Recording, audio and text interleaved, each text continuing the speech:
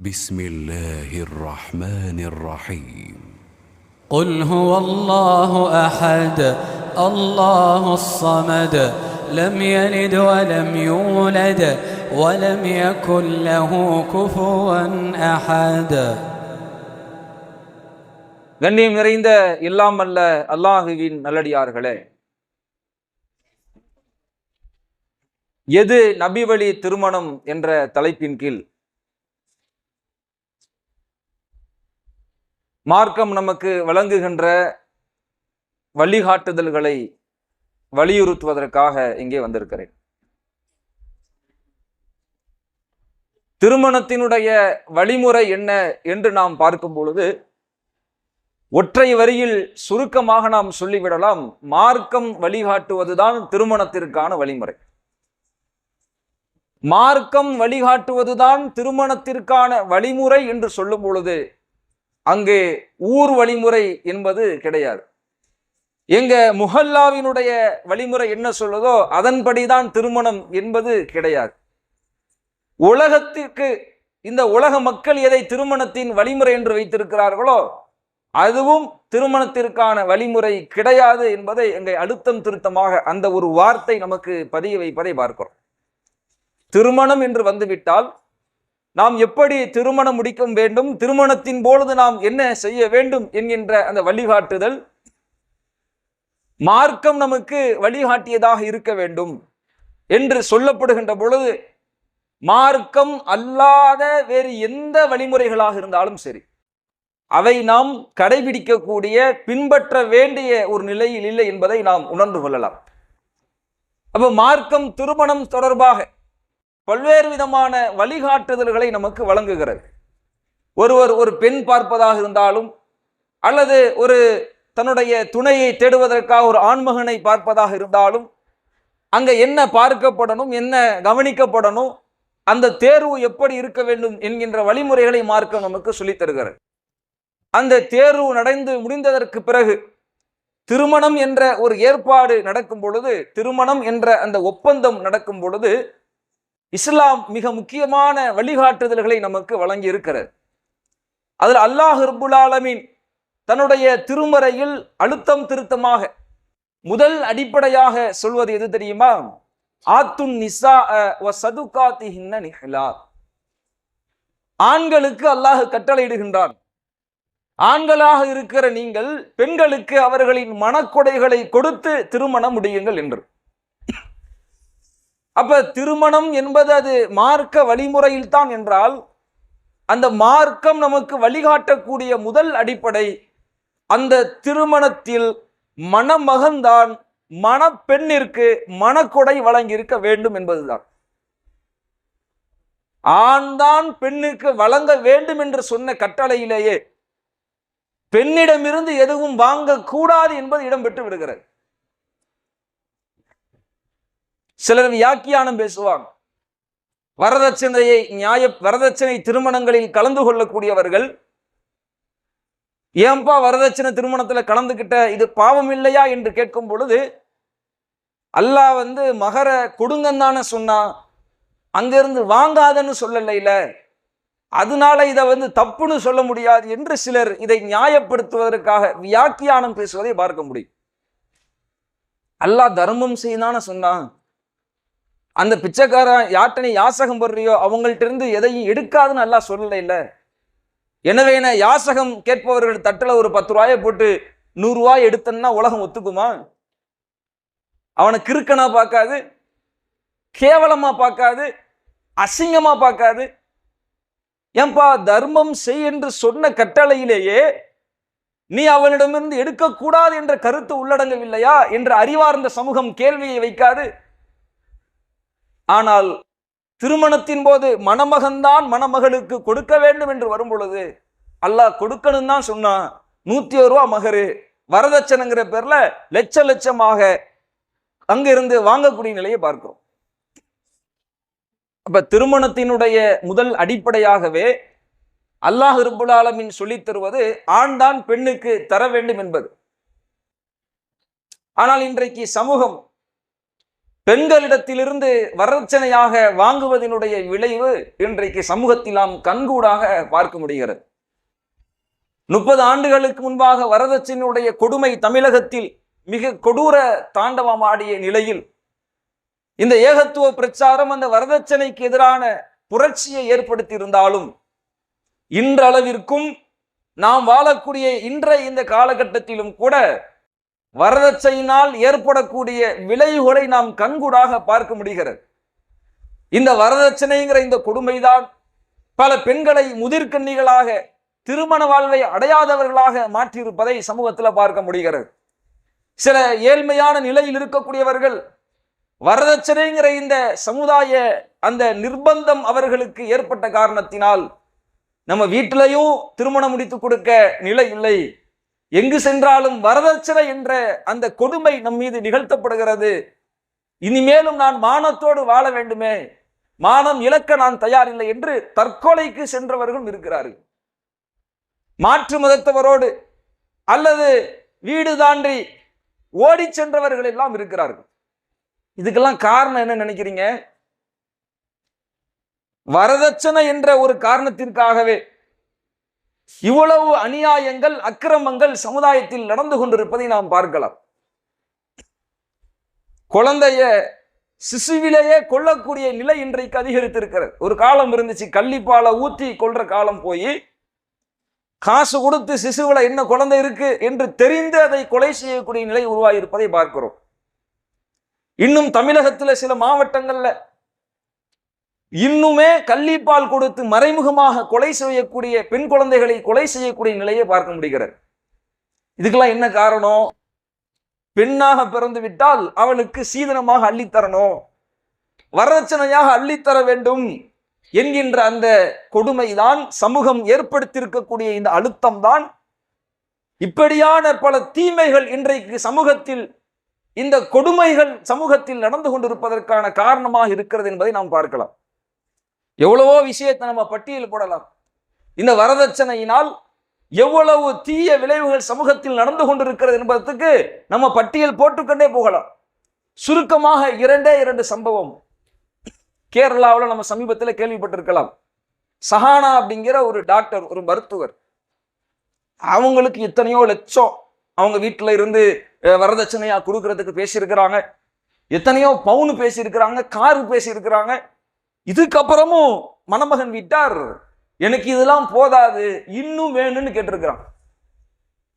பார்த்தா அந்த பெண் பார்த்தாங்க, இதுக்கு மேலேயும் நம்முடைய தகப்பனால் தாக்கு பிடிக்க முடியாது, நான் இருந்தாதான வரதட்சணை கேட்பேன், நான் செத்து போகிறேன் என்று தன்னுடைய உயிரை மாய்த்து கொண்ட செய்தியை சமீப மாதங்கள்ல நம்ம பார்த்து இருக்க முடியும். இதைவிட கொடூரமான ஒரு சம்பவம் தமிழகத்தில் நடந்ததுதான். முஸ்லிம் சமூக மக்களுக்கு மத்தியில் நடந்த ஒரு சம்பவம். ஒரு பெண் ஒரு குழந்தையை பெற்றெடுக்கிறாள். அந்த குழந்தை பெண் குழந்தையாக வந்து விடுகிறார். மாமியார் போட்டு கடுமையாக திட்டுறான், ஒரு ஆம்பளை பிள்ளையை பெற்றிருக்க மாட்டியா என்று வசைபாடுகிறார்கள். 2வதாகவும் அந்த பெண் கருத்தரிக்கிறாங்க. 2வது குழந்தை கருத்தரிக்க ஆரம்பித்த உடனேயே அந்த வீட்டில் அந்த பெண்ணுக்கான டார்ச்சர் ஆரம்பிச்சிருச்சு. இந்த தடவையாவது ஆம்பளை பிள்ளையை பெத்து போடுவியா, இல்லை இப்பவும் பெண் பிள்ளை தானா, பெண் பிள்ளை வந்துச்சுன்னா உன்னை கொலை பண்ணிடுவான் பார்த்துக்கோ என்றெல்லாம் மிரட்டுகிறார்கள். ஒரு கட்டத்தில் அந்த பெண்ணுக்கு 2வதும் பெண் குழந்தையே பிறந்து விடுகிறார். இன்னும் ரொம்ப அடக்குமுறைக்கு ஆளாகிறாங்க. வீட்டில் இது ஏதோ ஒரு கேவலமான ஒரு நிலையை போன்று பார்க்கப்படக்கூடிய நிலை எங்கேயோ இல்லை, யாரோ இல்லை, இந்த நம்முடைய முஸ்லிம் சமுதாயத்தின் மக்கள் பார்க்கக்கூடிய நிலையை பார்க்கிறோம். 3வதாகவும் அந்த பெண் கர்ப்பம் விழுகிறார்கள். ஆம்பளை பிள்ளை எப்படியாவது கிடைச்சிடாதா என்ற அவர்களுடைய ஆசையின் வெளிப்பாடு 3வதாக அந்த பெண் கர்ப்பம் விழுகிறாங்க. வீட்டுக்குள்ள நிறைய பிரளயமே பிறக்குது. 3வதும் பொம்பளை பிள்ளை வந்துட்டா என்ன பண்றது, என்ன செய்யறது, அப்படி இப்படின்னு ஒரு கட்டத்துல அங்க எங்க காசு கொடுத்து 3வதும் பெண் பிள்ளை தான் என்பதை கண்டறிந்து விடுகிறார்கள். ஸ்கேன்ல குடும்பமே சேர்ந்து திட்டம் போடுது. செஞ்ச வேலை என்ன தெரியுமா? அந்த பெண் அவர்களுடைய படுக்கையில் கிடத்தப்படுகிறார்கள். கணவன் வர்றான், அந்த பெண்ணுடைய காலை இரண்டையும் இறுக பிடித்துக் கொள்கிறான். மாமியார் வர்றா, அந்த பெண்ணுடைய கையை பிடிச்சுக்கிறா, அந்த பெண்ணுடைய குழந்தையால் இன்னொரு கையை பிடிச்சுக்கிறா. கட்டையை எடுத்து அந்த பெண்ணுடைய வயிற்றில் அடித்து அடித்து அடித்து அந்த சிசுவை கலைக்கிறார்கள். ஒரு கட்டத்தில் அந்த பெண்ணும் அதோடு இறந்து போகிறாள் என்ற சம்பவம் தமிழகத்தை உலுக்கிய ஒரு நிகழ்வாக சில வருடங்களுக்கு முன்பாக பேசப்பட்டது. அப்ப எவ்வளவு கொடுமை பாருங்க. இந்த வரதட்சணை என்கின்ற இந்த விஷயம் ஏதோ நம்ம சாதாரணமாக கடந்து போகக்கூடிய விஷயம் அல்ல. இறைவன் இந்த சமூகத்திற்கு ஒரு சட்டத்தை சொல்கிறான் என்றால் அது மனித குலத்திற்கே வாழ்வளிக்கக்கூடிய சட்டமாக இருக்கும். எப்போதும் இறைவனுடைய சட்டத்தை தூக்கி எறிந்து மனிதன் நடக்க ஆரம்பிக்கிறானோ அதனுடைய விளைவுகள் விபரீதங்கள் மிக கொடூரமாக இருக்கும். அந்த விபரீதத்தையும் அந்த கொடூரத்தையும் தான் இன்னைக்கு சமூகத்தில் பார்த்துக்கிட்டு இருக்கோம். இப்ப இப்படிப்பட்ட இந்த கொடுமையான இந்த வரதட்சணை திருமணங்கள் மார்க்கம் காட்டி தந்த திருமணமா? அப்ப இவ்வளவு கொடுமைகள் இந்த வரதட்சணையால் நடக்குதுன்னு சொன்னா இந்த வரதட்சணையை வாங்கி அதற்கு ஆதரவளிக்கக்கூடிய திருமணங்கள் அது நாம கலந்து கொள்ள தகுந்த திருமணமா? அல்லாஹ்வுடைய வசனம் தூக்கி எறியப்பட்டு அவனுடைய வார்த்தைகளுக்கு மாறு செய்யக்கூடிய வகையில இது போன்ற திருமண நிகழ்வுகள் நடக்குது. என்ன செய்ய? என் பெரியம்மா பையன் ஆயிட்டான், என்னுடைய அக்கா பையன் ஆயிட்டான், என்னுடைய பெரியம்மா தம்பி ஆயிட்டான், நாங்க போகாம திருமணம் முடியுமா? அவங்க வரதட்சணை வாங்கினா நமக்கு என்னங்க? நாங்க வாங்கல இல்ல, நாங்க கரெக்டா இருக்கிறோம்ல, நாங்க அதற்கு ஆதரவு தெரிவிக்கல இல்ல, நாங்க போய் திருமணத்துல கலந்துட்டு வர்றோம், இது உறவை பேணுதல் என்ற அடிப்படை செய்யறோம், என்ன தப்புங்கிறான்? யாரு? ஏகத்துவம்னா என்ன, மார்க்கம்னா என்ன, நம்ம எதை பின்பற்றணும், எதை பின்பற்றக்கூடாது, எது நமக்கு சுவனத்தில் கொண்டு போய் சேர்க்கும், எது நம்மை நரகத்தில் கொண்டு போய் சேர்க்கும் என்ற செய்திகளை எல்லாம், தகவல்களை எல்லாம், உபதேசங்களை எல்லாம், இறைவனுடைய வேத வரிகளை எல்லாம் அறிந்திருக்கக்கூடிய ஒரு முஸ்லீம் இதுல போய் கலந்துக்கிட்டாங்கன்னா இது எவ்வளவு பெரிய கொடூரம். இது அவன் தானே தப்பு பண்றான், அவன் தானே வரதட்சணை வாங்கினா, நான் வாங்கினா என்று கேள்வி கேட்கக்கூடியவர்களுக்கு அல்லாஹ் மரண அடி பதில் கொடுக்கிறான். இதா சமிஅத்தும் ஆயாத்தில்லாஹி யுக்ஃபர் பிஹா வ யுஸ்தஹ்ஸு பிஹா, அல்லாஹ்வுடைய வசனங்கள் மறுக்கப்படும் சபையை நீங்கள் பார்த்தால், அது கேலி செய்யப்படும் சபையை பார்த்தால். ஒரு தகப்பனார் ஒரு பிள்ளைக்கு சொல்றாரு, எப்பா இது அப்படி பண்ணாத, இது இப்படி பண்ணு. பயம் பண்றான், மாத்தமா செய்யறான். எப்படி இருக்கு அந்த தகப்பனாருக்கு? கேவலப்படுத்துற மாதிரி இருக்காது, இழிவுபடுத்துவது போன்று இருக்காது. அப்ப அல்லாஹ் நீ மகரை கொடுத்து திருமணம் முடி என்று சொல்லி இருக்க, இறைவனுடைய வசனத்திற்கு மாறு செய்யும் விதமாக வரதட்சணை வாங்கித்தான் நான் முடிப்பேன், அதுக்கு இஸ்லாமிய சாயல் பூசி இது இஸ்லாமிய திருமணம் என்று நான் சொல்லிக் கொள்வேன், அதுக்கு அதுல கலந்து கொள்ளக்கூடியவங்க உறவுக்காரவங்க, என் விருப்பக்காரவங்க, என் சொந்தக்காரவங்க, என் இரத்த பந்தம் என்று போனால் அல்லாஹுவை விட அவர்கள் பெரிதாயிட்டாங்களா? அந்த உறவை தந்தது யாருங்க? நான் தீர்மானித்தனா எனக்கு தாய் தந்தையரா இவங்க வரணும், எனக்கு அண்ணன் தம்பியா இவங்க வரணும், எனக்கு மாமா மச்சானா இவங்க வரணும், பெரியப்பா பெரியம்மாவா இவங்க வரணும் நான் தீர்மானிச்சனா? எனக்கான தாய் தந்தையரை தந்தவன் அல்லாஹ், எனக்கான சகோதர சகோதரிகளை தந்தவன் அல்லாஹ், எனக்கான உறவுகளை ஏற்படுத்தி தந்தவனே அல்லாஹ் என்று இருக்கும் பொழுது, அல்லாஹுதான் அனைத்திற்குமான காரணமாக இருக்கும் பொழுது, அந்த படைத்தவனுடைய வார்த்தைகளை விட அவன் ஏற்படுத்தி தந்த உறவுகள் என்ற பெயர் சொல்லி அந்த திருமணங்கள் கலந்துகிட்டா அது நியாயமா இருக்குமா? அல்லாஹ்வுடைய வார்த்தைக்கு என்ன அர்த்தம்? அப்போ அல்லாஹ்வுடைய வார்த்தைக்கு என்ன மதிப்பு? அல்லாஹ் பேசுறான், அதான் கடும் கோபத்தோடு பேசுறான். இதா சமிஅத்தும் ஆயாத்தில்லாஹி யுக்ஃபர் பிஹா வ யுஸ்தஹ்ஸு பிஹா ஃபலா தக்உது மஅஹும், அல்லாஹ்வுடைய வேத வசனங்கள் கேலி செய்யப்பட்டு மறுக்கப்படும் சபையை நீங்கள் கண்டால் அவர்களோடு நீங்கள் அமர்ந்து விடாதீர்கள். அவங்க அந்த நிலையிலிருந்து மாறாத வரைக்கும் அவர்களோடு நீங்கள் அமர்ந்து விடாதீர்கள் என்று அல்லாஹ் பேசுகின்றார். அப்படி நீங்க போயிட்டீங்கன்னா, நாங்க தான் பண்ணலையே, அவங்க பண்ணாத அவங்களுக்கு உள்ளது, நாங்க பண்ணலையே, நாங்க போய் பார்த்துட்டு தானே வர்றோம், கலந்துக்கிட்டு தானே வர்றோம் சொல்றியா? அந்த சபைக்கு நீ போயிடாத, அவங்களோடு கலந்துடாத. இன்னக்கும் இதம் மிஸ்லுகும், அப்படி நீ சென்றால் அந்த சபைக்கு நீ போனால் நீ செய்யவில்லை என்றாலும் இன்னக்கும் இதம் மிஸ்லுகும், நீனும் அதே தவறை செய்தவனை போன்றுதான். அவனுக்கு என்ன தண்டனையோ, அவனுக்கு என்ன குற்றமோ, அவனுக்கு என்ன பாவம் எழுதப்படுமோ அதுவும் உனக்கு உண்டு என்று அல்லாஹ் பேசுகின்றான்.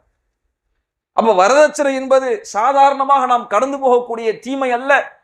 அது தொடர்ந்து பேசப்பட்டு கொண்டே இருக்க வேண்டும். அவர்கள் செய்கிறார்கள், நான் செய்யவில்லை, எனவே இந்த திருமணத்தில் கலந்து கொள்வேன் என்று வியாக்கியானம் பேசுவதற்கும் தகுந்தது அல்ல. அல்லாஹ்வுடைய வசனங்கள் கேலி செய்யப்படுகிறது என்பது நம்முடைய மனதில் உறுத்த வேண்டும்.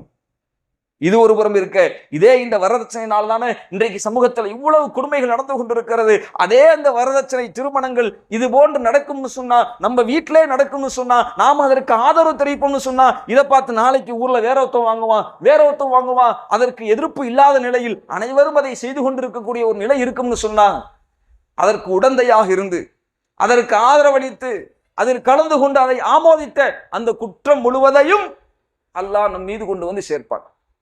அப்ப இந்த பாவ நிலை நமக்கு வந்துடக்கூடாது. சமூகத்தில் இருக்கக்கூடிய இந்த மோசமான இந்த நிலை நீங்க வேண்டும். பெண்கள் அவர்களுக்குண்டான பாதுகாப்பு உறுதி செய்யப்பட வேண்டும். இறைவனுடைய வார்த்தை அது உறுதியான முறையில் மதிப்பளிக்கப்பட வேண்டும் என்ற அடிப்படையில் தான் வரதட்சணை திருமணங்கள் என்பது அது நபி வழி திருமணமே அல்ல, அது இஸ்லாமிய திருமணமே அல்ல, இறைவன் வழிகாட்டிய வகையில் நடைபெறக்கூடிய திருமணமே அல்ல. அப்படியான திருமணங்கள் அதில் நாம் ஒருபொழுதும் கலந்து கொள்ளவே கூடாது என்று நாம் சொல்லுகிறோம். இரண்டாவதாக, முஸ்லிம் சமுதாய மக்களுக்கு மத்தியில் நடக்கக்கூடிய திருமணத்தை ஒட்டிய பல்வேறு விதமான பித்அத்துகளை காண முடிகிறது. திருமணம் பேசி வைத்ததிலிருந்து மஞ்சள் நலுங்குன்னு ஒரு சடங்கு, இப்படி பல்வேறு பெயர்களில் பல்வேறு விதமான சடங்குகள் இன்றைக்கு சமூகத்துக்கு மத்தியில் புகுத்தப்பட்டிருப்பதை பார்க்கிறோம். கருகமணின்னு தாலி செய்யணும். ரசூலுல்லாஹ்வுடைய காலத்தில் அப்படி வழக்கம் இருந்துச்சா? மார்க்கத்தை வழிகாட்ட வந்தவங்க ரசூலுல்லாஹ் தானே, நமக்கு மார்க்கத்தை சொல்லித்தர வந்தவங்க ரசூலுல்லாஹ் தானே. அந்த ரசூலுல்லாஹ் திருமணம் முடிச்சாங்க, தாலி கட்டினாங்களா, கருகமணி செயின் போட்டாங்களா? அவங்களுடைய பெண் பிள்ளைகள் அவர்கள் உயிரோடு இருக்கும்போது திருமணம் முடித்து வைக்கப்பட்டார்கள், அவர்களுக்கு கருகமணி செயின் வாங்கி போட்டாங்களா? மார்க்கத்தின் வழிகாட்டி மார்க்கத்தை நமக்கு சொல்லித்தர வந்த அந்த ரசூல் செய்யவில்லை, அந்த நபிகளார் சொல்லவில்லை, அவர்களுடைய வழிகாட்டுதலில் அதற்கு ஆதாரம் இல்லை. ஆனா நாங்க செய்வோம்னா அதுவும் இந்த தமிழக பகுதிகளில் நீங்க அதிகம் பார்க்கலாம். ஏன்? பிற மதத்தவர்கள் அவர்களுடைய நம்பிக்கையில தாலி கயிறை கட்டுறாங்க. நாமளும் அதே மாதிரி கட்ட முடியுமா? அப்படி கொஞ்சம் ஆல்ட்ரேட் பண்ணி கருப்பு கலர்ல முத்த கோத்து கருகமணி தாலி தானே, இப்படித்தானே வந்துச்சு. இந்த கருகமணி என்ற இந்த வழக்கம், இந்த தாலி என்கின்ற இந்த முறை எப்படி வந்துச்சு? வரலாறு சொல்லுங்க பார்ப்போம். எல்லாம் நாம் வாழக்கூடிய பிற சமூக மக்கள் அவங்க அதை கடைபிடிச்சு வந்தாங்க, அல்லது நாமளே நம்முடைய முன்னோர்களே ஒரு காலகட்டத்தில் பிற மதத்தில் இருந்தவர்கள் இஸ்லாத்திற்கு வரும் பொழுது அந்த பழைய நடைமுறையை இஸ்லாத்திற்கு ஏற்றார் போல், இஸ்லாத்திற்கு ஏற்ற மாதிரினா இஸ்லாம் சொன்ன மாதிரி இல்லை, இஸ்லாம் என்ற பெயரில் அதை பெயர் மாற்றி வடிவம் மாற்றி செய்து கொண்டார்கள், அவ்வளவுதான். அப்படி வந்ததுதான் இந்த கருகமணி. இஸ்லாத்தில் இல்லையே.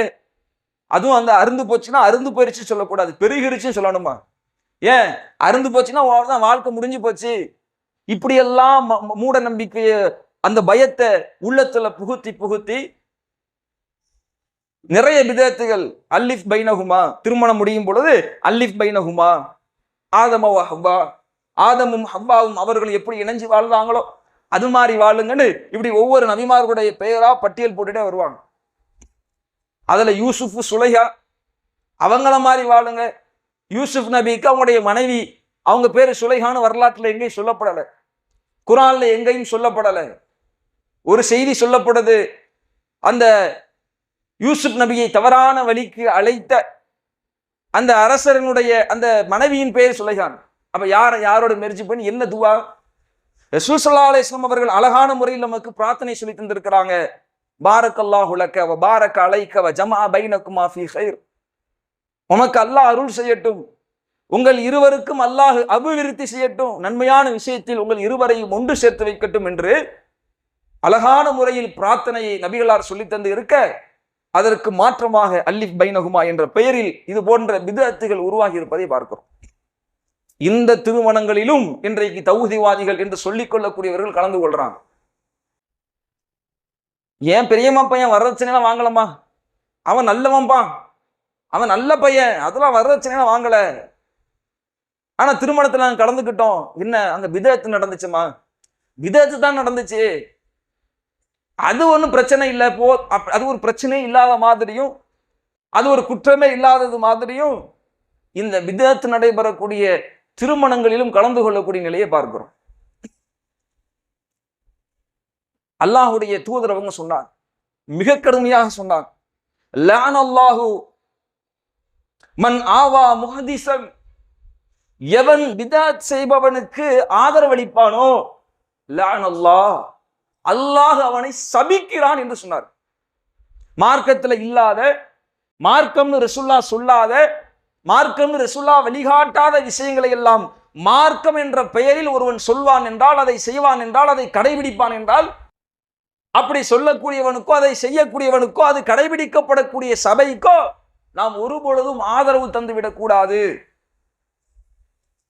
ஆதரவு தரதுனா என்ன, போய் கலந்துக்கிட்டால் அவ்வளவுதான் ஆதரவு தான். இப்படி எந்த விதத்திலும் அவர்களுக்கு ஆதரவு தந்துவிடக் கூடாது. அப்படி ஆதரவு தந்தால், அப்படி யார் ஆதரவு தருவானோ அவன் மீது லஅனல்லாஹ், அல்லாஹ் சபிக்கிறான், அவனுக்கு அல்லாஹ்வுடைய சாபம் இருக்கிறது என்று அல்லாஹ்வுடைய தூதரவங்க சொல்றான். மன் அஹ்தஸ ஃபி அம்ரினா ஹாதா, நம்முடைய இந்த மார்க்க விஷயத்துல நாம் சொல்லாத விஷயத்தை எவன் கடைபிடிப்பானோ ஃபஹுவ ரத்துன், அது நிராகரிக்கப்படும். நிராகரிக்கப்படுவது ஒரு புறம் இருக்கட்டும், எவன் நான் மார்க்கத்தில் நாம் சொல்லாத ஒரு விஷயத்தை செய்வானோ குல் பிதஆ, இந்த பிதஅத்துகள் எல்லாம் லலாலா, வழிகேடாக இருக்கும். வ குல்லு லலாலத்தின் பின்னார், இந்த வழிகேடுகள் எல்லாம் நம்மை நரகத்தில் கொண்டு போய் சேர்க்கும் என்று அல்லாஹ்வுடைய தூதர் அவங்க சொன்னாங்க. அவ பிதஅத் செய்வதோ அல்லது அதற்கு ஆதரவாக இருப்பதோ, பிதஅத் நடைபெறக்கூடிய சபைகளில் நாம் கலந்து கொள்வதோ, அதுவும் நாம் செய்யவில்லை என்றாலும் அதை செய்த குற்றத்திற்கு நம்மை தள்ளிவிடும். அந்த பிதஅத் செய்பவர்களை ஆதரவு அளித்ததன் மூலம் இறைவனின் சாபத்திற்குரியவர்களாக நம்மை மாற்றிவிடும். எங்க நாங்க தான் 4 கல்யாணத்துல கலந்துக்கிட்டோம், பிதஅத் கல்யாணத்தெல்லாம் போயிட்டு தான் வந்தோமே, இங்க அல்லாஹ்வுடைய சாபம்லாம் வரலையே, அப்படியா? அல்லாஹ் மறுமையில பிடிப்பாங்க. இறைவனுடைய சாபம் என்பது மிக கடுமையாக மறுமையில் விசாரணைக்கு உட்படுத்தப்பட்டு அது வழங்கப்படக்கூடிய நிலை இருக்கும். எத்தனையோ இறை மறுப்பாளர்கள் இறைவனுக்கு இணை வைக்கத்தானே செய்யறாங்க, அவங்க நிம்மதியா உலகத்துல வாழதானே செய்யறாங்க, அதனால இணை வைக்கிறது சரின்னு ஆயிருமா? இறைவனுடைய சாபம் இருக்கிறது என்று இறை தூதர் சொல்லிவிட்டார்கள் என்றால் நிச்சயம் அந்த காரியத்திற்கு இறைவனின் சாபம் இருக்கத்தான் செய்கிறது. உலகத்தில் அதை நாம் பார்க்காவிட்டாலும், உலகத்தில் நம்முடைய கண்களுக்கு அது தெரியாவிட்டாலும், அதை அல்லாஹ் மறுமையில் நம்மை கடுமையாக பிடிப்பார். இந்த அச்ச உணர்வு நம்மள்ட்ட இருக்கணும். அல்லாஹ்வுடைய தூதர் அவங்க சொன்னாங்க, பிதஅத்துங்கிறது தீமைன்னு சொன்ன ரசூலுல்லாஹ் தீமையான விஷயங்களை எல்லாம் எப்படி சொன்னாங்க? மன்றா மின்கும் முன்கரன், உங்களில் ஒருவர் ஒரு தீமையை கண்டால் ஃபல்யுகையிருஹு பியதிஹி, சக்தி இருந்தா அந்த இடத்துல உன்னால தடுத்து நிறுத்த முடியும்னா ஃபபியதிஹி, போய் தடுத்து நிறுத்து கையால. என் குடும்பம், என் பிள்ளை, என்னுடைய சொந்தம், நான் போய் கையால தடுத்து நிறுத்த முடியும்னா பண்ணு, அதை செய்யி. ஃபைல்லம் யஸ்ததி, அதுக்கு சக்தி இல்லைன்னு சொன்னா ஃபபி லிசானிஹி, இது தப்புப்பா, இப்படி செய்யக்கூடாதுப்பா, இப்படி மார்க்கம் சொல்லலப்பா, இப்படி ரசூலுல்லாஹ் வழிகாட்டலப்பா, சொல்லுங்க என்று அல்லாஹ்வுடைய தூதர் அவங்க சொன்னார். அதுவும் முடியலையா, எனக்கு பேச வரல, தெளிவா சொல்ல தெரியல, ஆனா இது தப்புன்னு தெரிய சொல்றீங்களா, ஃபபி கல்பிஹி, உள்ளத்தால் அதை வெறுத்து ஒதுக்கி விலகி விடுன்னு சொன்னாங்க ரசூலுல்லாஹ். ஒன்னு தடு, சொல்லி பாரு, அதுக்கும் சக்தி இல்லை என்னன்னா அதுல இருந்து விலகி நீ ஒதுங்கி வந்துட்டு நான் அப்படி சொல்லும் போது ரசூலுல்லாஹ் சொன்னாங்க, ஈமான், இதுதான் ஈமானின் மிக கடைக்கோடி நிலை, இதுதான் பலகீனமான நிலை. மனசாலையாவது வெறுத்து ஒதுக்கி வரணும்னு நினைக்கிறீல்ல, அதுதான் உன் மனசுல கொஞ்சமாவது ஈமான் இருக்குன்னு அர்த்தம். அதையும் நீ செய்ய தவறினால் உன்கிட்ட ஈமான் இல்லை, ஈமான் பலகீனத்திற்கு மேல் பலகீனம் அடைந்து விட்டது என்று அர்த்தம் என்று அல்லாஹ்வுடைய தூதர் அவங்க சொல்றாங்க. அப்ப பிதஅத் என்பது அது ஒழிக்கப்பட வேண்டிய விஷயம். எந்த அளவிற்கு நம்மை நரகத்தில் கொண்டு போய் சேர்க்கக்கூடிய, இறைவனின் சாபத்தை நமக்கு பெற்றுத்தரக்கூடிய ஒரு காரியமாக இருக்கிறது என்கின்ற பொழுது, அது திருமணத்துல நபி வழி திருமணம் என்ற பெயரில் செய்யலாமா? அப்படி செய்யறது கரெக்டா இருக்குமா? மனுஷன் யாரால் ஏத்துக்கோனாங்க? உலகத்துல எவனாவது நல்லதையும் தீயதையும் கலந்து வச்சா ஏத்துக்குவானா? தட்டுல பிரியாணி வச்சாச்சு, பக்கத்திலே 2 கழுத விட்டைய வச்சாச்சு, சாப்பிடு. கேட்கும் போதே சீன்னு சவுண்ட் வருது. அசிங்கமா இருக்கா இல்லையா? அருவருப்பா இருக்கா இல்லையா? ஒரு மனைவியோ ஒரு கணவனோ அவங்க நல்லதையும் தீயதையும் சேர்ந்து போடும்போது ஒத்துக்குவாங்களா? ஒரு கணவர் இருக்கார், மனைவிக்கு தலையை தடவி விட்டுட்டே இருக்கார், தடார் மண்டையிலே ஒரு அடி. இதை ஏத்துக்குவாங்களா? என் கணவர் எனக்கு கொஞ்ச நேரத்துக்கு முன்னாடி தான் தடவி விட்டாரு, இப்ப அடிச்சா அது பிரச்சனை இல்லைன்னு சொல்லுவாங்களா? நீ தடவு வேணா, ஒண்ணும் பண்ண வேணா, ஓரமா போ என்ற பதில் தான் வரும்.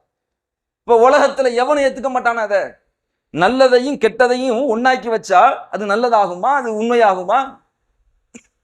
சாப்பாடுனா மட்டும் அருவருப்பு வருது, நமக்கு ஏதாவது ஒரு பாதிப்பு, ஒரு அடினா மட்டும் கோபம் வருது.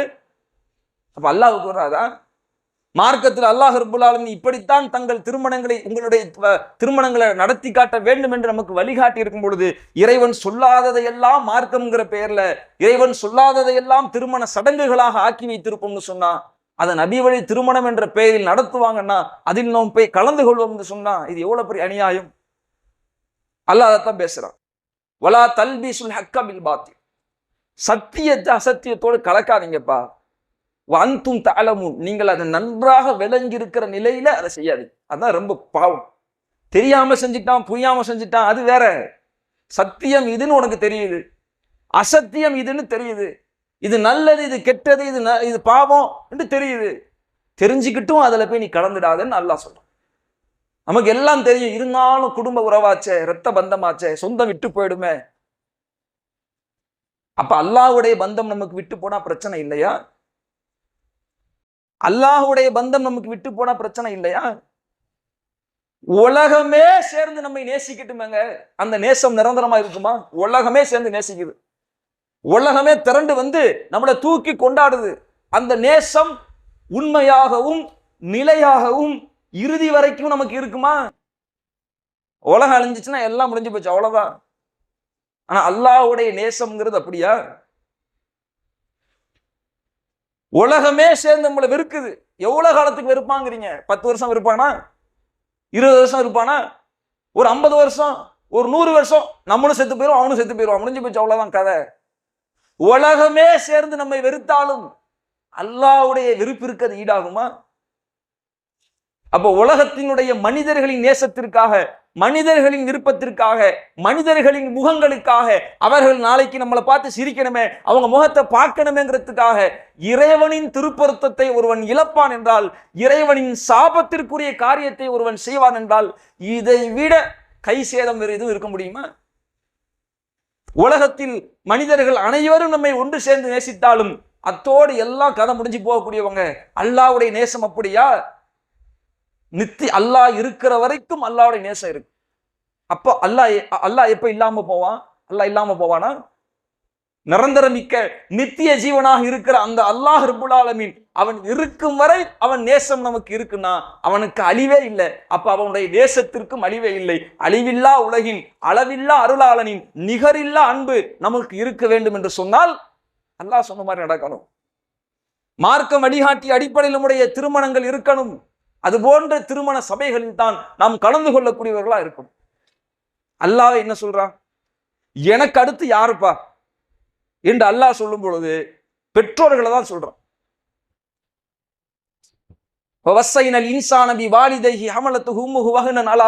நம்முடைய மகனுக்கு, மனிதனுக்கு அவனுடைய பெற்றோரை குறித்து நாம் வலியுறுத்துகிறோம்.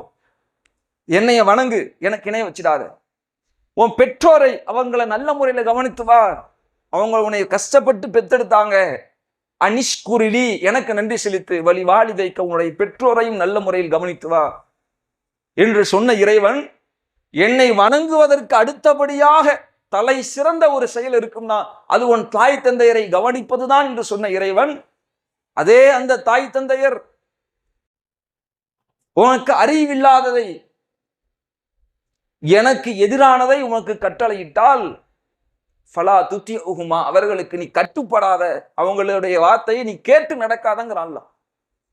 அல்லாஹ் ஒன்று சொல்லி இருக்க, அல்லாஹ் ஒன்று வழிகாட்டி இருக்க, அதுக்கு மாற்றமாக என்னை பெற்றெடுத்த தாய் தந்தையரே சொன்னாலும் அதற்கு கட்டுப்படக்கூடாதுன்னா மாமா பையன் என்ன, மச்சான் என்ன, பெரியப்பா பையன் என்ன, சின்னத்தா பையன் என்ன? அப்ப நாம் சிந்தித்து முடிவெடுக்க வேண்டிய விஷயத்தில் இருக்கிறோம். அங்கதான் மனிதனை அல்லாஹ் பரிசோதிக்கிறான். மற்ற எல்லா உயிரினங்களை விடவும் மனிதன் மேம்பட்டிருப்பதற்கு காரணம் என்ன? சிந்தனை தானே. பகுத்தறிவுன்னு ஒண்ணு இல்லை, சிந்தனைன்னு ஒண்ணு இல்லை. மனுஷன் எப்படி இருப்பான்?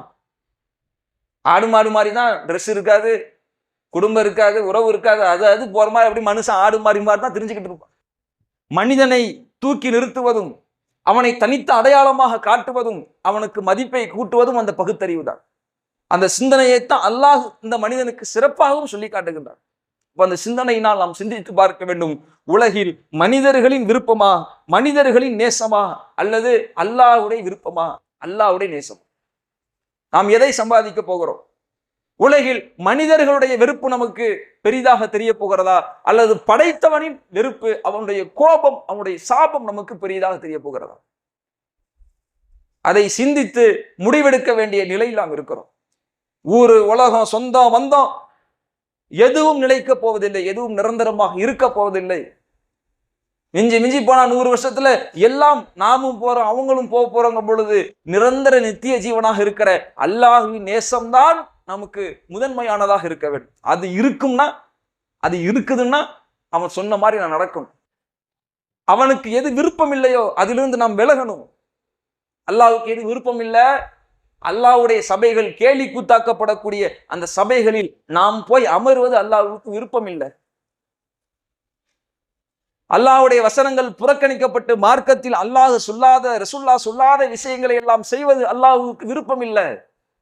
விருப்பம் இல்லாததுனால தான் அந்த பிதஅத் செய்பவர்களையும் பிதஅத்துக்கு ஆதரவாக போய் நிற்பவர்களையும் அல்லாஹ் சபிக்கிறான் என்று அல்லாஹ்வுடைய தூதர் அவங்க சொல்றாங்க. அப்ப இஸ்லாமிய திருமணம் அது உண்மையில் இஸ்லாமிய திருமணமாக இருக்க வேண்டும் என்று சொன்னால் அங்கே வரதட்சணை என்பது இருக்கக்கூடாது, அங்கே பிதஅத்துகள் என்பது இருக்கக்கூடாது. இந்த இரண்டும் நீங்கிய நிலையில் ஒரு திருமணம் இருக்கும் என்று சொன்னால் அதுதான் இஸ்லாமிய திருமணமாக இருக்க முடியும்.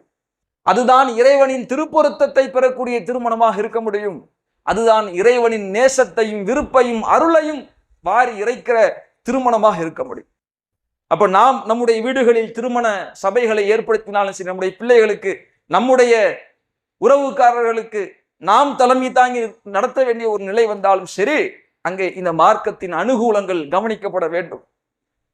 அல்லது நம்முடைய உறவுக்காரர்கள் நடத்த திருமணங்களில் நாம் கலந்து கொள்ளக்கூடிய ஒரு நிலை வந்தால் அங்கும் இங்கே நாம் நிலைநிறுத்தி பார்க்க வேண்டிய விஷயம், அல்லாஹ்வா ஒரு பக்கம், உறவுகளா? எது அல்லாஹ்வா உறவா?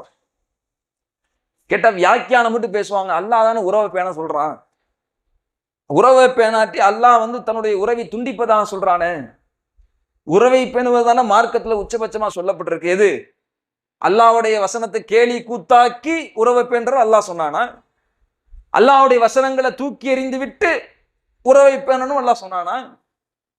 தாய் தந்தையரை உயர்த்தி பேசிய இறைவன், தனக்கு அடுத்தபடியாக நீ பணிவிடை செய்ய வேண்டியது உன் தாய் தந்தையர் தான் சொன்ன இறைவன், அந்த தாய் தந்தையரே எனக்கு மாற்றமாக சொன்னால் கட்டுப்படக்கூடாதுன்னு சொல்லியிருக்கும் பொழுது உறவுகள்லாம் எங்க கொண்டு வைக்கிறது? அதை அப்ப அல்லாஹ்வுடைய வார்த்தைகள் தான், இறைவனுடைய வேத வரிகள் தான் நமக்கு முதன்மையானதாக இருக்க வேண்டும். அவன்தான் இந்த உலகில் நமக்கு அனைத்தையும் வழங்கியிருக்கிறார். அவனுடைய அன்புதான் நிலையாக இருக்க போகிறது என்பதை உணர்ந்து செயல்படக்கூடிய மக்களாக நாம் இருக்கணும். அடுத்து என்ன? இந்த திருமணம் என்ற பெயரில் சமூகத்துக்கு மத்தியில பல பாதிப்புகளை ஏற்படுத்தக்கூடிய விஷயங்களில் உள்ளதுதான் ஆடம்பரமாக திருமணம் முடித்தல். அடே எந்த அளவுக்கு சொல்லுவாங்கன்னா, கல்யாணம் என்பது கௌரவத்தின் கண்ணாடி. மொத்தம் எவ்வளவு கௌரவமா இருக்கிறான் அப்படிங்கிறத அவன் வீட்டு கல்யாணத்தை பார்த்தா தெரிஞ்சிடும், அதுல பிரதிபலிச்சிடுமா.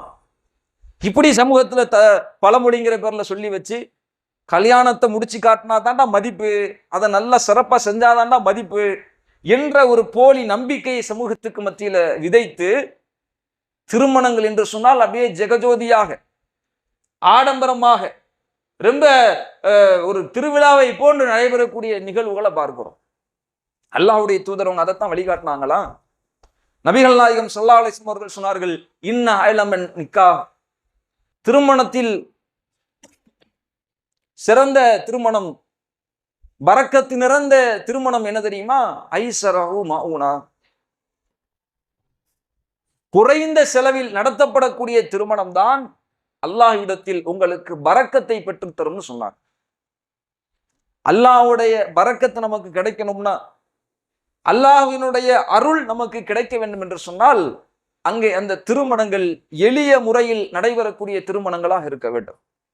எங்கு எளிமை இல்லையோ, எங்கு ஆடம்பரம் வந்துவிட்டதோ, எங்கு அங்கே அந்த திருமணம் என்பது மிகப்பெரிய அளவில் வீண் வரையும் செய்யப்படக்கூடிய சபையாக மாறிவிட்டதோ, அங்கே அல்லாஹ்வுடைய அருள் என்பது, அவனுடைய பரக்கத் என்பது உலகத்தில் இருக்கவே இருக்காது. ஒருத்தவனை புத்திசாலின்னு இப்பங்க சொல்லுவோம். புத்திசாலி சிந்தனையாளன் யார சொல்லுவோம்? ஒரு பிசினஸ் இருக்கு, 2 லட்ச ரூபா போட்டா மாசம் 5000 ரூபா தான் கிடைக்கும். அதே ஒரு தொழில் இருக்கு, 25000 ரூபா போட்டா போதும், ஒரு 50000 ரூபா போட்டா போதும், மாசம் 25000 ரூபா வருமானம் வரும். இப்ப இத மனுஷன் உலகத்துல எதை தேர்ந்தெடுப்பான்? 2 லட்ச ரூபா போட்டு மாசம் 1000 ரூபாய் சம்பாதிக்கிறதா, அல்லது 50000 ரூபாயை போட்டு மாசம் மாசம் 25000 ரூபாய் சம்பாதிக்கிறதா? எது? 50000 ரூபாய் போட்டு 25000 ரூபாய் சம்பாதிக்கிறது தானே. அதை தானே மனுஷன் தேர்ந்தெடுப்பான். இப்போ உலகத்தில் பொருளாதாரம் நமக்கு கிடைக்கிறது, கண்ணுக்கு முன்னால் வருகிறது என்று வரும்பொழுது, அந்த மனிதன் தேர்ந்தெடுப்பது குறைவாக போட்டாலும் சரி, நிறைவாக கிடைத்தால் போதுங்கிறது. அதைத்தான் அல்லாஹ் நமக்கு மறைமுகமான அருளின் மூலம் தருவதாக உத்தரவாதம் அளிக்கிறான். எப்போ? திருமணம் எளிமையா நடந்தா. திருமணத்தை நீங்கள் எளிமையாக நடத்தி பாருங்கள், அந்த எளிமையான திருமணத்தில் அல்லாஹ்வுடைய பேரருள் இருக்கும்னு அல்லாஹ் பேசுறான். ஒருத்தர் இடம் வாங்கி போட்டிருப்பாரு, 2 லட்ச ரூபாய்க்கு இடம் வாங்கி போட்டிருப்பாரு, 2 வருஷம் தான் போயிருக்கும். பார்த்தா அந்த இடத்துடைய லேண்ட் வேல்யூ 2 கோடியா மாறி இருக்கும். அல்லாஹ் ஏற்படுத்துவான். திடீர்னு அங்க பஸ் ஸ்டாண்ட் வந்திருக்கும், ரயில்வே ஸ்டேஷன் வந்திருக்கும், அப்படியே தலைகீழா மாறி போயிருக்கும். அதே ஒருத்தர் 2 லட்ச ரூபாய்க்கு ஒரு இடம் வாங்கி போட்டிருப்பாரு, 5 வருஷம் ஆயிருக்கும், 10 வருஷம் ஆயிருக்கும், ரேட்டோட வேல்யூ ஏறவே ஏறல. சரி, வாங்கின காசுக்காக வித்து தொலைவோம், இறங்கி போயிருச்சுன்னா என்ன செய்யறதுன்னு சொல்லி விற்கக்கூடிய நிலையை பார்ப்போம். அப்போ உலகத்தில் நமக்கு பரக்கத்தை நாம் நினைக்காத பொழுது, நாம் எதிர்பாராத விதத்தில் கொண்டு வந்து சேர்ப்பதற்கு பொறுப்பேற்கக்கூடியவன் அல்லாஹ். அந்த அல்லாஹ் சொல்றான், உன் வாழ்க்கையில பரக்கத்து வேணுமா, இது மாதிரி நடக்கணுமா, 2 லட்சம் தான் வாங்கி போட்ட, திடீர்னு 2 கோடி ஆயிடுச்சு, நீ ஆசைப்படுறியா? அல்லது என் கையில இருக்கிறது 50000 ரூபாய் தான், ஆனா அந்த 50000 ரூபாயில வச்சுக்கிட்டு என்னுடைய வாழ்க்கையில் அத்தனை தேவைகளை நான் பூர்த்தி செய்து கொண்டேன் என்ற திருப்தி உனக்கு வரணும்னு நினைக்கிறியா? குறைவாகவே இருந்தாலும் நிறைவாக அடையக்கூடிய அருள் உனக்கு வேணுமா? ஐஸ்ரவுனா, திருமணத்தை எளிமையான முறையில் நடத்துங்கள் என்று அல்லாஹ் பேசுகின்றான். அல்லாஹ் பொறுப்பேற்கிறான். தௌஜமாத்து உங்களுக்கு வாக்குறுதி கொடுத்தா மீற வாய்ப்பு இருக்கு, மனுஷன் தானே. நான் உங்களுக்கு ஒரு வாக்குறுதி கொடுத்தா மீற வாய்ப்பு இருக்கு, மனுஷன் தானே. அல்லாஹ் வாக்குறுதி மீறுவானா? அல்லாஹ்வுடைய வார்த்தை பொய்யாகுமா? அல்லாஹ் கண்டிப்பாக இந்த உலகத்தில் அதை நிகழ்த்தி காட்டியே தீருவான். எங்கே திருமணங்கள் எளிய முறையில் நடைபெறுகிறதோ அந்த எளிய திருமணங்களில் அல்லாஹ்வுடைய அருள் அபிவிருத்தி நிறைவாக இருக்கும். இப்ப என்ன கேட்பாங்க, எளிய திருமணம்னா எது எளிய திருமணம்? எளிமைங்கிறதுக்கு என்ன அளவுகோல்? ரசூலுல்லாஹ் அப்படி எதுவும் அளவுகோலை சொல்லியிருக்கிறாங்களா? அப்படி எதுவும் வரையறையை ரசூலுல்லாஹ் சொல்லியிருக்கிறாங்களா? அவங்க சக்திக்கு ஏற்ப கொடுத்துட்டு போலாமுங்க. ஏழை அவருடைய சக்திக்கு ஏற்ப கொடுப்பாரு, பணக்காரர் அவருடைய வசதிக்கு ஏற்ப கொடுப்பாரு. இதுல என்னங்க பிரச்சனைங்கிறாங்க. அவரவர்களுடைய வசதிக்கு ஏற்ப கொடுக்கலாம் என்று இருந்தால் ரசூலுல்லாஹ் என்ன சொல்லியிருக்கணும்? அவங்களுடைய வசதிக்கு ஏற்ப கொடுங்கன்னு சொல்லியிருக்கணும். ரசூலுல்லாஹ் அப்படியா சொன்னாங்க? ஏழைகள் அவங்க வசதிக்கு ஏற்ப கொடுங்க, பணக்காரர்கள் அவர்களுடைய வசதிக்கு ஏற்ப கொடுங்க என்று ரசூலுல்லாஹ் சொன்னாங்களா? ரசூலுல்லாஹ் சொன்னது என்ன? நபிகளா சொன்னது குறைந்த செலவில் பரக்கத். இப்ப நாம பேசுறோம் இன்னைக்கு வியாக்கியானம், நமக்கு மனசுல அதை நியாயப்படுத்துறதுக்காக வரக்கூடிய வாதங்களை முன்வைக்கிறோம். ஆனா அல்லாஹ்வுடைய தூதரவங்க அப்படி சொல்லலையே. அவங்கவங்க வசதிக்கு தக்க அவரவர்கள் செய்து கொள்ளுங்க என்று அல்லாஹ்வுடைய தூதரவங்க சொல்லலையே. அல்லாஹ்வுடைய தூதரவர்களே சொல்லாமல் இருக்க அதை ஒரு வாதமா வச்சு ஒரு வியாக்கியானமாக தாம் செய்யக்கூடிய செயலை நியாயப்படுத்துவார்கள்லாம் இவங்களை என்ன சொல்ல? வேணா ஒரு வாதம் வைக்கலாம். எப்படி வைக்கலாம்னா, ரசூலுல்லாஹ் சொன்னாங்க குறைவாக நடத்தப்படக்கூடிய திருமணம் தான் அல்லாஹ்விடத்துல பரக்கத்தை பெற்று தரும்னு. அப்ப குறைவாக நடைபெறக்கூடிய திருமணம் அது அல்லாஹ்வுடைய பரக்கத்திற்குட்பட்டது, அது சிறந்த திருமணம். அதே நேரத்தில் ஒருவன் வரதட்சணை வாங்கி திருமணம் முடிக்கல, பிதஅத்துகள் எதுவும் நடக்கல, அவன் இஸ்லாம் சொன்ன அடிப்படையில் மார்க்கம் வழிகாட்டி அடிப்படையில் தான் திருமணம் முடிக்கிறான். ஆனா அவனுடைய அந்த விருந்து என்பது அது கொஞ்சம் கொஞ்சம் அதிகமா இருக்கு, ரொம்ப கொஞ்சம் செலவு அதிகமாயிடுச்சு. இதனால அவன் பாவின்னு சொல்லுவீங்களா? இதனால அவர் நரகத்துக்கு போவான்னு சொல்லுவீங்களா? இதனால் அல்லாஹ்வுடைய கோபம் அவனுக்கு இருக்குன்னு சொல்லுவீங்களா? கிடையாது. ஒருவன் ஆடம்பரமாக திருமணம் முடிப்பதினால் அவன் அல்லாஹ் கோபத்திற்கு உள்ளாகிறான் என்று சொல்ல முடியாது. அவன் நரகத்திற்குரியவனாக மாறிவிட்டான் என்று சொல்ல முடியாது. அவன் பாவியாக ஆகிவிட்டான் என்று சொல்ல முடியாது. ஆனால் என்ன சொல்ல முடியும்? இவன் அல்லாஹ் சொன்ன சிறந்த வழிமுறையை விட்டுவிட்டு அல்லாஹ் சொன்ன அந்த சிறந்த வழிமுறையை விட்டவனாக சிறப்பில்லாத ஒரு வழியின் பக்கம் சென்று கொண்டிருக்கிறான் என்று சொல்ல முடியும். அதானே? அதனால தான் நம்முடைய ஜமாத் என்ன பண்ணுதுன்னா, ஆடம்பர திருமணத்தை நாம் ஆதரிக்கவில்லை. ஏன்னா அல்லாஹ் ரப்புல் ஆலமீன் தன்னுடைய திருமறையில் இறை நம்பிக்கையாளர்களை பற்றி சொல்லும் பொழுது, இறைவனின் விருப்பத்திற்குரிய, இறைவனின் நெருக்கத்திற்குரிய இறை நம்பிக்கையாளர்கள் எப்படி இருப்பாங்கன்னா, அல்லாஹ்ட்ட பிரார்த்தனை செய்வாங்க. அந்த பிரார்த்தனையில் ஒரு பிரார்த்தனையாக அல்லாஹ் பேசுகின்றான், வஜஅல்னா லில் முத்தகீன இமாமா. இறைவா, எங்களை இறையச்சம் உடையவர்களுக்கு முன்னோடியாக காட்டு. முன்னோடினா எப்போ? அல்லாஹ் எதையெல்லாம் எப்படி செய்யணும்னு சொன்னானோ அது மாதிரி நடக்கும் பொழுதுதான் முன்னோடி. அல்லாஹ் சொன்னதற்கு மாற்றமாக நடக்கும்போது முன்னோடிங்கிறது எப்படி வரும்? அப்ப இறை நம்பிக்கையாளர்கள், இறைவனின் விருப்பத்திற்குரிய நெருக்கத்திற்குரிய அடியார்கள், அவர்கள் எப்படி பிரார்த்திப்பார்கள் என்று அல்லாஹ் சொல்லும் பொழுது, இறையச்சவாதிகளுக்கெல்லாம் நாங்க முன்மாதிரியா இருக்கோம், அப்படி இருக்கிற மாதிரி எங்க வாழ்க்கையை அமைச்சு கொடு என்று அல்லாஹ்விடத்துல பிரார்த்தனை செய்வாங்கன்னா, பிரார்த்தனை செஞ்சுட்டு போயிடுவாங்கன்னு இல்லை, அதுக்கு முயற்சி செய்வாங்க என்று அர்த்தம். அதற்கான முயற்சியில் உள்ளதுதான் எளிய திருமணம்ங்கிறது. அப்ப எளிமையான திருமணம் என்பது சமூகத்தில் ஆர்வமூட்டப்படணும். எளிமைக்கு மாற்றமாக ஆடம்பரமான திருமணங்கள் நடக்கும் பொழுதுதான் அங்க தேவையற்ற செலவுகள் அதிகரிக்க ஆரம்பிக்கிறது. நிறைய இடங்கள்ல வீண்வரையமாக குழி தோண்டி புதைக்கிறாங்க உணவை. நாங்க அப்படிலாம் செய்யல, எங்க வீட்டுல அப்படிலாம் நடக்கல, நாங்க ஏதோ எங்க குடும்பம் பெருசு, நிறைய பேர் இருக்கிறோம், அதனால என் சொந்த பந்தத்தையெல்லாம் அழைச்சி என்ன செய்யறோம், விருந்து கொடுக்குறோம், இதுல என்ன தப்பு இருக்கு? இதை ஏன் தௌஜி மாத்து ரொம்ப கொடூரமா பாக்குது? இதுக்காக ஏன் நீங்க ரொம்ப மோசமா இவங்க வரதட்சணை ஆடம்பர திருமணத்துல போய் கலந்துக்கிட்டாங்க என்று இப்படி பாக்குறீங்க? இது தப்பு இல்லையா அப்படிங்கிறான். ஆடம்பர திருமணம் என்பது அது நபிகளால் வழிகாட்டி தந்த அந்த சிறப்பிற்குரிய காரியத்தை அவங்க அடையல, அந்த சிறப்பை அடைவதற்கு அவங்க முயற்சி செய்யவில்லையே தவிர்த்து அவங்க பாவிகள், மோசமானவர்கள் நாம சொல்லல.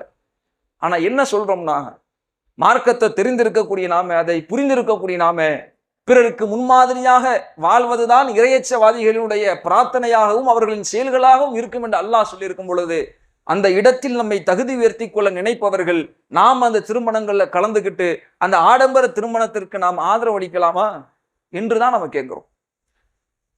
அப்படிலாம் கேட்டா கடைசியா வளர்ச்சி முழிச்சு எங்க நிப்பாங்கன்னா, ஆடம்பரங்கிறீங்களே, ஆடம்பரத்துக்கு அளவுகள் என்ன? ரசூலுல்லாஹ் எதுவும் கோடு போட்டுட்டு போனாங்களா? இத்தனை ரூபாய்க்கு மேல செலவு பண்ண ஆடம்பரம், இவ்வளவு பேரை கூட்டம், அந்த கூட்ட நபர்களுக்கு மேல நீங்க அதிகமா கூப்பிட்டீங்கன்னா அது ஆடம்பரம் அப்படின்னு ரசூலுல்லாஹ் சொன்னாங்களா? ரசூலுல்லாஹ் அப்படி எதுவும் சொல்லல. இத்தனை நபர்கள் அழைக்கப்பட்டாதால் அது எளிமை திருமணம், இவ்வளவு நபர்களுக்கு மேல போயிட்டு அது ஆடம்பர திருமணம் ரசூலுல்லாஹ் சொல்லல. இவ்வளவு ரூபாய் செலவழித்தால் தான் அது எளிய திருமணம், அல்லது இவ்வளவு ரூபாய் செலவழித்தால் தான் அது ஆடம்பர திருமணம், எது ரசூலுல்லாஹ் சொல்லல. ஆனால் இது அவரவர்களுடைய இறையச்சத்துக்கு பொறுத்தது, அவங்க இறையச்சத்தோடு முடிவெடுத்து செயல்படக்கூடிய விஷயமாக இருக்கிறது. ஏன்னா இது சமுதாயத்தை பாதிக்கக்கூடிய அங்கம். ஒருவன் ஆடம்பரமாக திருமணம் முடிக்கும் பொழுது சமூகத்தில் எப்படி ஒரு நிலை உருவாக்கப்படுதுன்னா, இப்படி திருமணம் முடிச்சாதான் மதிப்பு போல, இப்படி இவ்வளவு பேரை கூப்பிட்டு விருந்து போட்டு மண்டபத்தில் வச்சு நடத்தினா தான் அது திருமணம் போல, இப்படி போட்டு இப்படி திருமணம் முடிச்சாதான் நம்மள 4 பேர் மதிப்பான் போல என்ற நிலை மறைமுகமாக ஏற்படுத்தப்படுவதின் விளைவாக ஒரு எளிய நிலையில், ஏழ்மை நிலையில், வறுமை நிலையில் இருப்பவர்களும் கூட கடன் வாங்க ஆரம்பிக்கிறான். சிலர் வட்டிக்கு போறான், சிலர் கடனால தன்னுடைய மானத்தை இழக்க ஆரம்பிக்கிறான். அப்படி இப்படின்னு தான் சேர்த்து வைத்த தன்னுடைய வாழ்நாள் வருமானத்தை எல்லாம், சேமிப்பை எல்லாம் காசாக்கி சோறு போடணும்னு நினைக்கிறான். இப்படி ஒரு நிர்பந்தத்தை ஏற்படுத்துறது எது? இப்படியான ஆடம்பர திருமணங்களை சமூகத்தில் நடத்தி காட்டுவது தானே. அப்ப மார்க்கம் எதில் தலையிட்டு இருக்கிறதோ அதில் நாம் அப்படியே கட்டுப்பட்டு போவதுதான் அல்லாஹ்வுடைய திருப்பொருத்தத்தை நமக்கு பெற்றுத்தரும். அதுக்குன்னு விருந்தே கூடாதுன்னு நம்ம சொல்லல. தனித்த ஒரு நாள்ல, தனித்த ஒரு நேரத்துல வாங்க சொந்த பந்தம்லாம் சேர்ந்து சாப்பிடுவோம்னு கூப்பிட்டு விருந்து போடுங்க, யார் தடுக்க போறா? அந்த விருந்துல போய் கலந்துக்குங்க, யார் தடுக்க போறா? மார்க்கம் எங்க தலையிட்டுச்சோ, மார்க்கம் எங்க நமக்கு தடை போட்டுச்சோ, மார்க்கம் எங்க நமக்கு வழிகாட்டுச்சோ, அந்த வழிகாட்டுதலில் நாம தடுமாறிடக்கூடாது. அல்லாஹ் ரப்புல் ஆலமீன் சொல்லக்கூடிய வார்த்தை என்ன? லக்கது கானலக்கும் ஃபீ ரசூலில்லாஹி உஸ்வத்துன் ஹஸனா. இந்த முஹம்மது நபி அவர்களிடத்துல அழகிய முன்மாதிரி இருக்கிறது.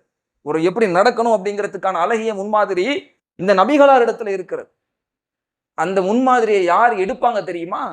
லிமன் கான எர்ஜுல்லாஹ வல் யௌமுல் ஆகிர். எவன் அல்லாஹுவை நம்பி இருக்கிறானோ, மறுமையை நம்பி இருக்கிறான், வதக்கரல்லாஹ கசீரா, அல்லாஹுவை அதிகம் திக்ரு செய்பவனாக, இறைவனை நினைவு கூறுபவனாக இருக்கிறானோ, அவனுக்கு இந்த தூதரிடத்தில் அழகிய முன்மாதிரி இருக்கிறது என்று அல்லாஹ் பேசுகின்றார். அப்ப அல்லாஹுடைய தூதருடைய முன்மாதிரி தான் அழகிய முன்மாதிரி. அந்த அழகிய முன்மாதிரியை எடுப்பவர்கள் யாராக இருப்பார்கள் தெரியுமா? அல்லாஹ்னு ஒருத்தன் இருக்கிறாங்க, நம்புறாங்க, மறுமன் ஒன்று இருக்குதுங்க, அதை நம்புறாங்க என்று அதில் எவன் உறுதியாக இருப்பானோ, அல்லாஹுவை எவன் அதிகம் அதிகம் நினைப்பானோ, அவன்தான், அவனுக்குத்தான் இந்த தூதரிடத்தில் அழகிய முன்மாதிரி இருக்கிறது என்று அல்லாஹ் பேசுறான். அந்த அல்லாஹுடைய தூதர் அவர்கள் அழகிய முன்மாதிரியாக நமக்கு காட்டி தந்த அந்த வழிமுறையில் எது இருக்குது? எளிய திருமணம் இருக்குதா இல்லையா? அப்ப எளிமையான முறையில் தான் திருமணம் முடிக்க வேண்டும் என்று நபிகளார் சொல்லி இருக்கிறாங்க, அதை செஞ்சு காட்டியிருக்கிறாங்க. அப்படிங்கும் பொழுது அதுதான் நபிகளாருடைய வழிமுறையாகவும் இருக்கிறது என்கின்ற பொழுது, இந்த வழிமுறை அல்லாஹுவை நம்புகின்ற, மறுமையை ஆதரவு வைத்திருப்பவனுக்கு ஆனது அல்லாஹ் தன்னுடைய திருமறையில் சொல்றான்னா, இப்ப நாம எதன் அடிப்படையில் செயல்படும்? ஆடம்பர திருமணம் மார்க்கத்திற்கு எதிரானது, பாவம்னு சொல்லல. ஆனால் அந்த ஆடம்பர திருமணத்தை நடத்துவதனால், அதில் கலந்து கொள்வதனால், அதற்கு ஆதரவு தெரிவிப்பதினால், சமூகம் நாளைக்கு ஒருவர் விட்டு ஒருவராக அதை தொடர்ந்து செய்வதனால் சமூகத்திற்கு தேவையில்லாத நிர்பந்த நிலை ஏற்படுது. மற்றது மாதிரியா இது? மற்றது மாதிரி கிடையாதுங்க திருமணம். ஒருத்தன் வீடு கட்டுறான், காசு இருந்தா கட்டுவான், இல்லைன்னா வாடகை வீட்டில் இருப்பான். திருமணங்கிறது அப்படியா? அப்படியான ஒரு நிலைக்கு தள்ளப்பட்டால் சமூகத்துல பேரழிவுகள், சீரழிவுகள், பாவங்கள், அசிங்கங்கள் மேலோங்கும். அதெல்லாம் படைத்த இறைவனுக்கு தெரிந்ததினால்தான் அல்லாஹ் இந்த சட்டத்தையே போடுறான். திருமணம்ங்கிறது எளிமையாக, அது இலகுவாக நடைபெற வேண்டும் என்கின்ற சட்டத்தை இறைவன் விதிப்பதற்கு காரணமே அதுதான். எனவே நம்முடைய செயல்பாடுகள் அது அல்லாஹ்வின் பொருத்தத்தை பெற்றுத்தரக்கூடியதாக இருக்க வேண்டும் என்று நாம் விரும்பினால், நம்முடைய வீடுகளில் நடத்தக்கூடிய திருமணமாக இருந்தாலும் சரி, நம்முடைய உறவுக்காரர்கள் நடத்தக்கூடிய திருமணங்களில் நாம் கலந்து கொள்வதாக இருந்தாலும் சரி, எனக்கு அல்லாஹ்வுடைய விருப்பம் தான் வேணும் என்று நாம் ஆதரவு வைத்தவர்களாக இருந்தால், அல்லாஹ்வின் விருப்பத்திற்குரிய காரியம் எது, அதன்படி நாம் நடப்பவர்களாக இருக்க வேண்டும். அல்லாஹ்வுடைய விருப்பம் எனக்கு தேவையில்லை, உலகத்துல என் மாமா, என் மச்சான், என் அண்ணன், என் தம்பி, என் உறவுக்காரர் என்னை பார்த்து சிரிச்சா போதும், என்னை மதிச்சா போதும் என்பது பெரிதாக தெரிந்தால், இதை நம்ம தூக்கி எறிஞ்சு, இதை முதுகுக்கு இதில் வீசி எறிந்து நாம் நம்முடைய மனம் போன போக்கில் சென்று கொண்டு இருக்கலாம். நாம் எதை தேர்ந்தெடுக்க போகிறோம்? இங்குதான் மனிதனுடைய பகுத்தறிவு தேவை. இதனால் தான் அல்லாஹ் மனிதனை உயர்த்தி பேசுகின்றான். நாம் சிந்தித்து செயல்பட வேண்டிய மிக முக்கியமான தருணம் இது. என்னுடைய திருமணம் எப்படி இருக்க போகுது? என்னுடைய வீட்டு திருமணம் எப்படி இருக்க பொழுது? என்னுடைய உறவுக்காரர்கள் திருமணம் நடக்கும் பொழுது அதில் கலந்து கொள்வதா இல்லையா என்பதில் என்னுடைய நிலைப்பாடு எப்படி இருக்க போகிறது? சமூகத்திற்கும் இந்த திருமணங்களால் ஏற்படக்கூடிய பாதிப்புகள் அது ஒழிக்கப்படணும். சமுதாயத்தின் தேவையில்லாத இந்த நெருக்கடிகள் அது அகற்றப்படணும். அல்லாஹ்விடத்திலும் எனக்கு நான் விருப்பத்திற்குரியவனாக, அவனை அருளை பெறக்கூடியவனாக இருக்க வேண்டும் என்கின்ற ஆசையும் அதனுடைய எதிர்பார்ப்பும் இருந்தால், அப்படிப்பட்ட இறை நம்பிக்கையாளர் ஒருபொழுதும் வரதட்சணை திருமணத்தை நடத்தவும் மாட்டார், கலந்து கொள்ளவும் மாட்டார். அப்படியான எதிர்பார்ப்பில் இருக்கிற ஒரு இறை நம்பிக்கையாளன் விதத்தான திருமணங்களை நடத்தவும் மாட்டார், அதில் கலந்து கொள்ளவும் மாட்டார். அதுதான் உச்சபட்சமானது. இறைவனின் விருப்பம்தான், இறைவனின் அருள்தான் எனக்கு உயர்வானது, அதுதான் எனக்கு என்று எதிர்பார்த்திருப்பவர் ஆடம்பர திருமணங்களுக்கு ஆதரவளிக்க மாட்டார். அது தன்னுடைய சொந்த இரத்த பந்த உறவாகவே இருந்தாலும் அதை புறக்கணிக்கின்ற, அதை எதிர்த்து நிற்கிற, அதற்கு எதிராக பிரச்சாரம் செய்து தாவா செய்யக்கூடிய நிலையில்தான் இருப்பார். இறைவனின் நேசத்தை முதன்மையாக கொண்டவர். அதில் நாம் யார்? இறைவனின் நேசத்தை முன்னிறுத்தி இறைவன் சொன்ன அடிப்படையில் நம்முடைய திருமணங்களிலும் நம்முடைய திருமண சபைகளிலும் நம்முடைய செயல்பாடுகள் எப்படி இருக்க போகிறது என்று தீர்மானிக்க போகிறோமா? அல்லது அல்லாஹ்வுடைய நேசத்தை புறந்தள்ளி மனிதர்களின் முகங்களும் மனிதனுடைய விருப்பத்தை நாடி நம்முடைய செயல்பாடுகள் அமைய போகிறதா என்பதை உங்கள் ஒவ்வொருவருடைய உள்ளத்திற்குமான இறையச்சத்தை முன்னிறுத்திய கேள்வியாக முன்னிறுத்தி நிறைவு செய்கிறேன். வாஹிருதவான அல்ஹம்துலில்லாஹி ரப்பில் ஆலமீன். அஸ்ஸலாமு அலைக்கும் வரஹ்மத்துல்லாஹி வபரகாத்துஹு. ஒடுக்கப்பட்டோரின் உரிமை குரல் நடுநிலை சமுதாயம். சிறுவர் பக்கம் அரசு நலத்திட்டங்கள், வேலைவாய்ப்பு செய்திகள், சமுதாய செய்திகள், இன்னும் பல தகவல்களுடன் வெளிவந்து விட்டது நடுநிலை சமுதாயம். வாங்கி படியுங்கள், வாங்க தூண்டுங்கள்.